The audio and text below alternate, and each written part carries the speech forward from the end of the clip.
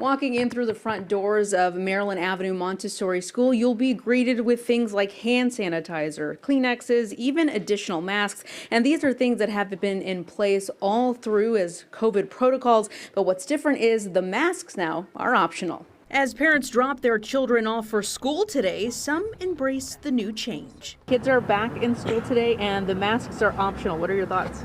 I think it's great. Others chose to keep their masks on. My thoughts are if she takes it off, it's not the worst thing. She is vaccinated, so I'm not too worried about it. But I still want to put it on just for an extra, because schools are petri dishes. Back in March, the school board voted unanimously to give the administration the power to make COVID protocol changes. Inside the classroom in the school building, we're still continuing all the same mitigation strategies with the physical distancing.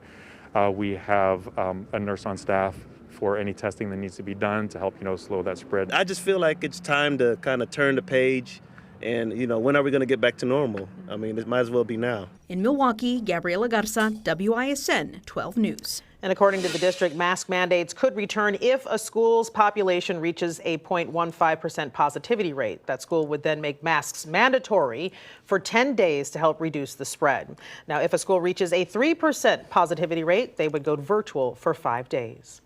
Well, it was nice to get some sunshine today, but still a little cool. Mark, warmer weather is getting closer. Much warmer weather as well. So something to look forward to if you've been waiting and waiting and waiting for a little bit of spring. It wasn't bad today. It's 47. Our high today was 50. That is below average. Average high is 56 today. Variable winds at 6. Little lake breeze trying to kick in there. 44 is what it feels like. So, yeah, still kind of jacket weather out there. And temperatures will fall back in the 30s as we head throughout the evening hours. A lot of cloud cover around. We also have rain on the way. I'll time that out coming up in Weather Watch 12. Well, it is a sign new tonight that's turning heads outside Milwaukee's popular Lakefront Brewery. 12 News' Nick Bohr stopped by the business on Commerce Street today to find out what's behind this warning to customers. This is Nick Bohr at Lakefront Brewery, and it's a literal sign of the times here in Milwaukee. Take a look. It says, please mention if you drive a Kia or Hyundai vehicle to the host here at Lakefront Brewery. I spoke with them today. The sign went up on Friday because of the onslaught of stolen Kias and Hyundais in Milwaukee. They decided here to be proactive, they said, to try to tell their customers ahead of time that there could be an issue with a stolen vehicle because of how many have been stolen in recent years in Milwaukee, specifically those two makes.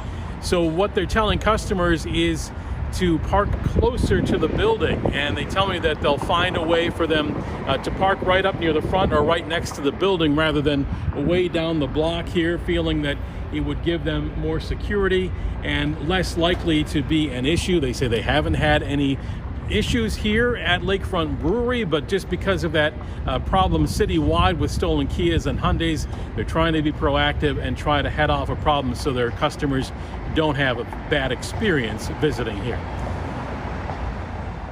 Nick Bohr reporting. And right now there is a manhunt for 3 people who police say stole $11,000 worth of perfume. Menominee Falls police released these surveillance pictures, and they show the suspects walking into the Ulta on Falls Parkway at around 10:30 yesterday morning. Police say they left with a large garbage bag with $11,000 worth of perfume inside. They drove off in a car without license plates, and if you know anything, call Menominee Falls Police. And this is the second time in 5 months that Ulta store has been hit. In December, 2 people stole $10,000 worth of cologne as well as perfume.